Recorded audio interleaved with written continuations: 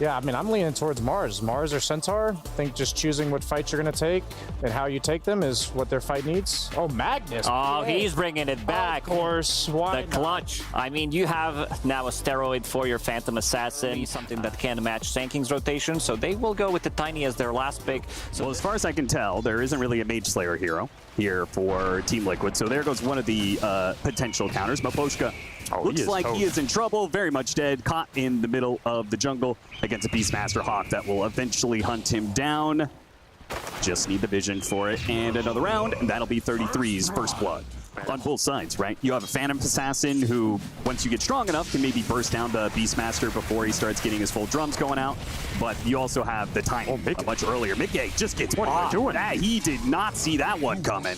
Not the best at nuking people down. No, they are going to be heavily reliant on the Tiny to pump out the damage, which is where Nisha's matchup is so important. Maposhka going to get a run down, but Laurel makes the counter move here to get the kill on the opposing support. Insania for Maposhka is the trade-off. How the offlane goes, and well, of course he's going to say that in the interview. I mean, let's be real. He's also the man that do every offlaner says time. Toss over to set up, crash landing, almost kills Mira outright, and Collapse, who already used his skewer because Mickey, maybe this was part of the bait, put the drain on it, the link on him early, Collapse skewered out, now it's on cooldown when they go for the dive. Sal for that too. Bit of extra gold thrown away, and that's a much better rotation for Liquid. 10-minute power room, look for the haste. Just gonna call that every time until it actually is a haste, and I'm gonna look good. I was about to say, you're really stuck on the haste, aren't you? They hit him with the toss, wait for him for a bit more damage. But again, oh, maybe with the stun, they can keep it going. It's going to be a hell of a dive, though. They get the tree toss, and that finishes them off. And then a quick toss from Nisha for the extra damage on the mid tower, 33. Instead of pressuring the safe lane tower, has actually come all the way to mid with the siege wagon push. They're going to take this tower nice and early and free up Nisha's lane. Another backstab here from Insania hits another Stormhammer to lead Nisha and Co. to get another kill. And they'll go back to finishing this tower. So Liquid up by 3K. The last hit. 10 minutes. Yeah, that's pretty embarrassing. They trade smoke in the sense of the lanes are all in for them. They are going to run into Mickey here. So as long as he hit the skewer back into the Burrow Strike, he is done. And Team Liquid not even going to bother to try and rotate. They TP 0 heroes. I'm surprised Liquid gave up that depth there with the other two lanes going in. No one had shown on the map for a long time. It's limited things Spirit could be doing. And they end up not only losing the biggest carry. 33. Oh, want to fight this. Telekinesis grabs him before he gets off a Primal Roar. Gets it off eventually here. Laurel whipping the Burrow Strike. Hits the epicenter, though. Almost enough to finish off Boxy. Not good enough, so they both die. Yeah, I don't know about stunning the Thors there. I don't know if that was intentional or not. Had no Sandstorm instantly either. He just really wanted a good stinger. Oh, even better if they can find Nisha first pickoff.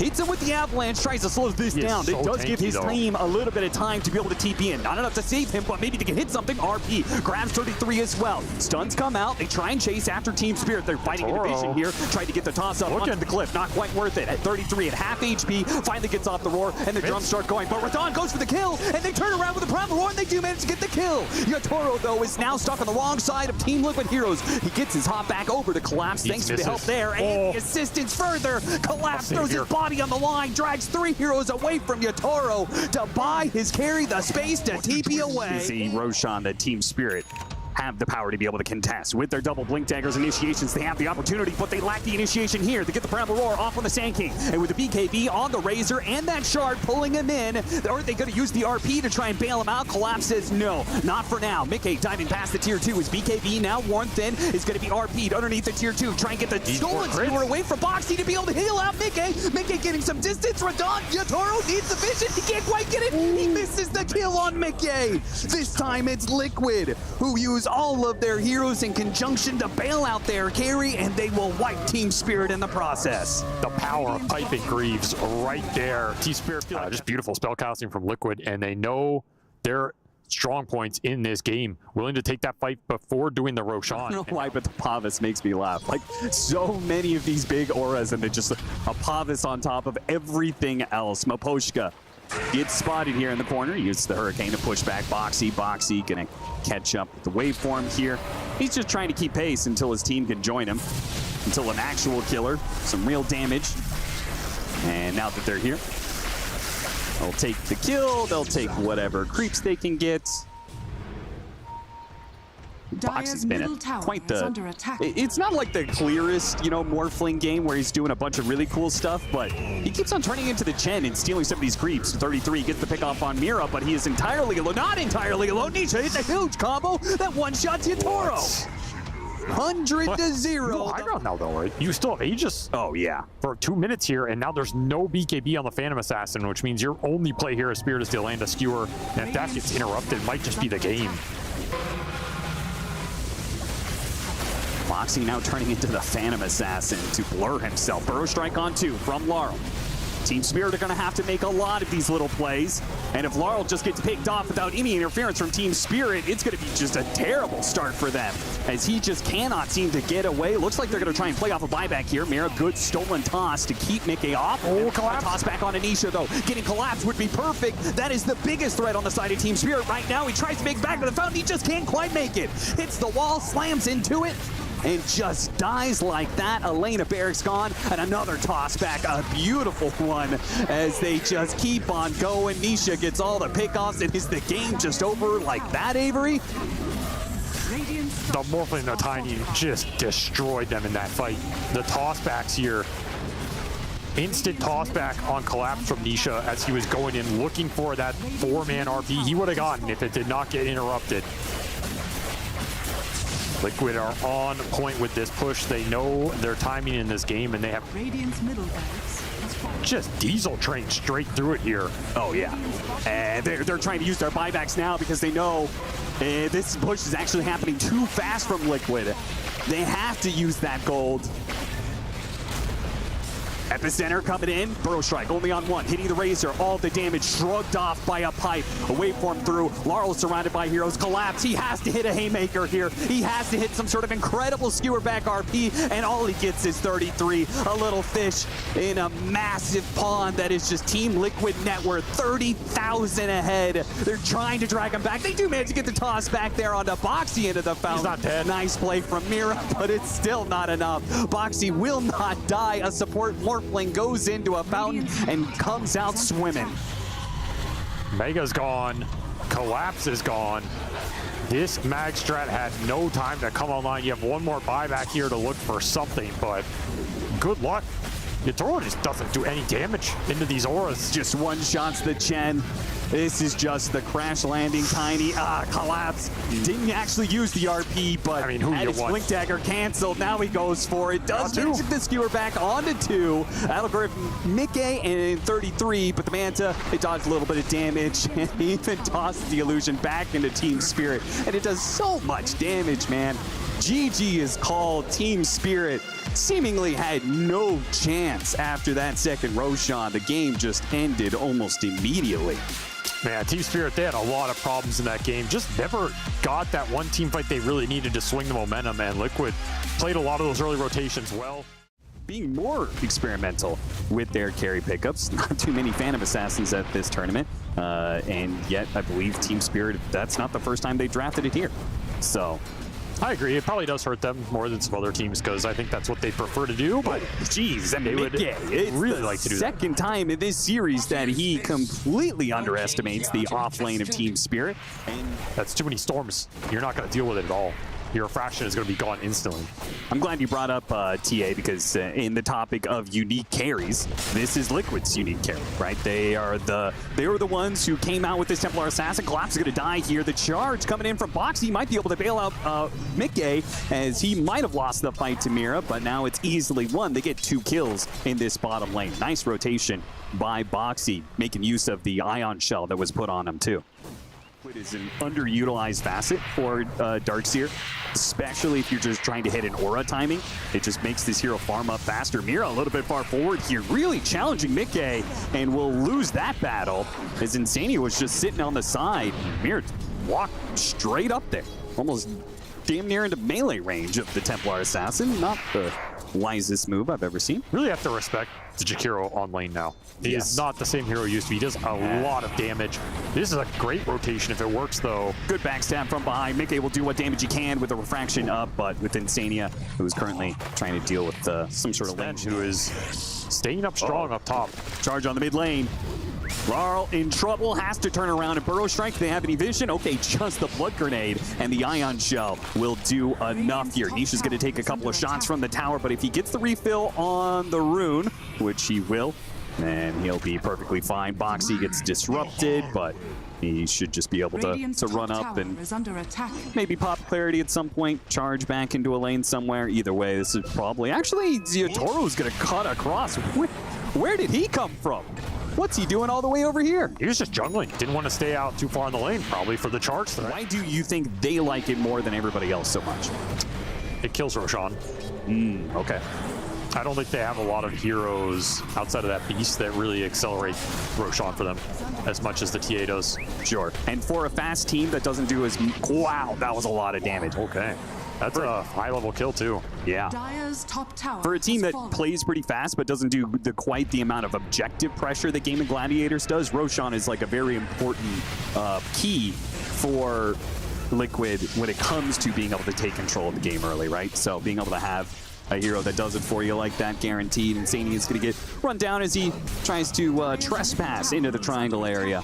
Yeah, you know, 3,000 effective HP behind the TA with every aura in the game. Sure. At 30 minutes. Trying to cover another power route. This one goes to Nisha. Amp damage immediately pops it, gets a toss up in the air. Big damage. Finishes off Laurel, and Collapse is now run into a fight that maybe he could still win. Macropyre gets thrown up, but they easily just take over as Nisha, surrounded by both the Underlord and his minions. Underlord going back through the gate. A stolen Nether Strike put onto the Jakiro, gets the kill with the Fade Bolt. Mira gets the kill. He'll die for it, but it was a nifty little play by him and trades out ultimately 2 for 2. 1 core, 1 support on both sides. He gets to buy out. Sad fight for the pipe. That's finished. How much can Liquid get done with this aura advantage right now?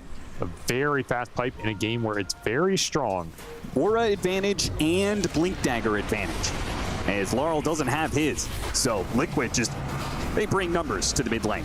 And Team Spirit are going to respond. That was a really good dual breath that was stolen from earlier. Charge through, hitting Boxy as well. Now with Collapse into the pit. They do manage to get the vacuum in there, but Laurel hits a good stinger, blows up 1. 33's low. He's going to burn out surely as the Stormbolt comes in and finish him off. Nisha on half HP with Yotaro hot on his heels. Gets a toss over, throws him into Mickey. Mickey, does he want this fight? Mira charges in after Nisha again. But once again, Team Spirit rather, trying to create space for the carry to be able to get out, but this time around it will not work. Nisha gets him on the Blink Dagger toss back. He's blocking him with the last wall illusion. And Liquid, they get that mid move. They get it in force here. Bringing Mickey in, gets the triple kill. That is a huge amount of Spirit. Defend this with everybody last game. Looks like they're just going to concede it or maybe give up more. Oh, this is nasty. A toss back in a Macropyre. He's done. He is cooked, and that's going to be a 14-minute Wisdom Rune that Team Spirit worked so hard to defend last time around. They're making a move on mid, though. A big kill if they can get it. Mickey is just overwhelmed by the constant assault of magic damage. Still, though, Epicenter has now been used, and Boxy's created some space. Nobody's going to be able to get here from Team Liquid right away, it seems. Nisha, from a distance, is too low. It's the Avalanche, but everybody else... Oh, gate like for the other one. Oh, doing it as fast as possible. Could also just take the team fight with the Desolator, try and get some charges up. And Team Spirit, Nisha gets a combo onto 2 with a charge on through. Both cores are dead. Wait, we used the other strike to get even more. He just leaves Yotaro for the rest and actually went for the Spirit, or excuse me, the Shadow Team. So Spirit Breaker picks up an extra kill for them. Over. And do we take this early? This is super scary. It's 18 minutes and they're taking that tier 1 and tier 2. That means they are probably in a good spot for Liquid to take the Tormentor away from you. In which case, that's just another round. Spirit are trying their best to put pressure out on the map. Oh, look at the setup. Boxy's about to get... Oh, he hit him with the first hit bash, too. He already had the charge set up, but he went for the hit. Got it on the post, got the vacuum back in. Drags him in, and Laurel has to burrow strike out, leaving 2 corpses. Boxy finds another one. Man, he is. It's going to be just like that Beastmaster setup. You've got the hero that... Oh, this is so sad for Yotaro. Yeah, he has to stand and fight. That's all he can do. Hope that he can get the kill on Boxy. Almost does, but not quite. Boxy waves goodbye to Yotaro. The lead is starting. 21-11, a 9,000 net worth lead for Team Liquid. picks up the other Wisdom Rune on the other side of the map, and it seems like Collapse will still be the victim of such as Macropire and Ice Path being pump faked a billion times by Insania, and they're catching Laurel on mid. Bro strikes to the low ground, tries to TP away. Damage comes too thick and fast from Mickey as another Desolator charge goes his way. That is the literal dream. He's going to have 33 right behind him, so they might be able to get... Oh, no! He got the blink away before the damage came in. Oh, that's bad. Now they're going to be slowed down by the Shivas. Mickey is going to be able to hit them from behind. 33 is just going to charge in. He knows this fight is good for them. All they have to do is just catch as many heroes as humanly possible, and it's going to be a lot. It's going to be 4. It's going to be a 5th one spotted on the trap. Nisha jumps for him. Can't quite get him, but they will take a 4 for nothing against Spirit. The team was just not ready. Laurel Mid lane pushing in. It becomes more and more obvious as less heroes show. Collapse is going to be the one. The Liquid just keep hitting. You see, where are you at, Spirit? I mean, where's everybody else? You can get some good angle here with this stolen vacuum. That's true. Pretty insane. And they might just back right up Boxy just into ran it. into him. But Boxy ends up charging into all 4 of these heroes. Team Spirit is spotted now. They will get the pick off on him, and Collapse is going to join them for the full 5-man. Nisha actually goes for it, blinks in, immediately telekinesis. Good response from Mira, but the vacuum and wall goes out. Spirit have gotten a decent number of spells out of him. Yatoro's going in. He's going in for the Jakiro right now, put himself on the front lines. Yatoro is getting burned out of a lot of his damage with the buyback coming in. With the Spirit Breaker charging out, Team Spirit need to get out of here. This fight is no longer a thing. Maposhka's going to be the one to have the charge on him. He's not going to be able to dissuade up here into the trees, so 2 dead in exchange for 2 kills and they're in a corner of the map without Yatoro right now. I assume they're going to try and use the gate to get him here, but a charge actually goes onto Yatoro, and they're going to punish Boxy for that one. Boxy gets caught. That is going to be a dieback. They do get Laurel at the same time. Collapse hidden behind a tree will be able to escape his fate. An interesting trade-off. A longer death timer for the Spirit Breaker for the damage. Surge, okay, also not bad here. Not too bad. BKB, though. 4th BKB for Team Liquid. There is just this nasty window of time where Sand King does nothing. Firestorm does nothing. Pit does nothing.